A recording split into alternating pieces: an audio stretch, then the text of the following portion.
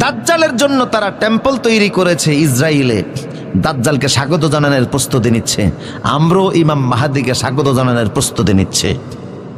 ময়দানে লড়াই হবে, দাজ্জাল মুমিনের সামনে দাঁড়াতে পারবে না, ঈসা নবীর চেহারা দেখলেই লবণের মতো গলে শেষ হয়ে যাবে। পৃথিবীতে ইহুদি তো দূরের কথা, একটা কাফেরের বাচ্চাও থাকবে না। আগামী দিনে 60 বছর মুসলমান সারা পৃথিবী শাসন করবে। ইমাম মাহাদি করবেন 40 বছর, হযরত ঈসা আলাইহিস সালাম 40 বছর দুনিয়া শাসন করবেন। কত বছর? 40 বছর। ইমাম মাহাদি ইন্তেকাল করবেন, 40 বছর পৃথিবী শাসন হবে, তামাম পৃথিবীতে একটা কাফের থাকবে না। 30 বছর কোন কাফেরদের পেট থেকে আল্লাহ বাচ্চাই বের করবেন না। আল্লাহু আকবার। শুধু মুমিনদের বাচ্চা বের হবে। কত বছর? 30 বছর।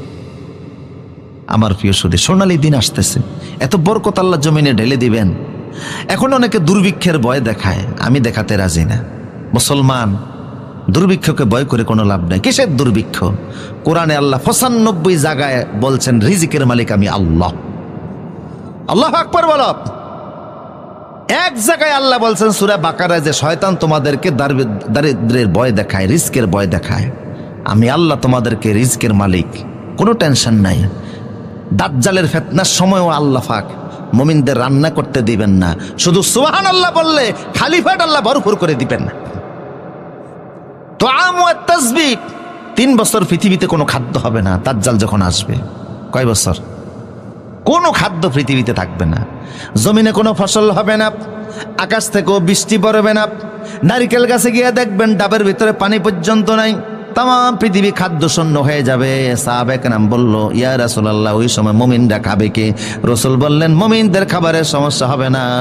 মুমিনরা যদি বলে সুবহানাল্লাহ, আলহামদুলিল্লাহ, আল্লাহু আকবার, খালি ফ্যাট আল্লাহ ভরপুর করে দিবে। তো ফ্যাট যদি ভরেই যায়, চুলা বসানো কি দরকার? কথা কয় না। রান্না করার ঝামেলার কোনো দরকার আছে? অটোমেটিক মুমিনের ব্যবস্থা, সুতরাং কোনো টেনশন আছে? যে ব্যক্তি আল্লাহকে ভয় করে, এমন ভাবে আল্লাহ তার রিজকের ফয়সালা করবেন, সে টেরও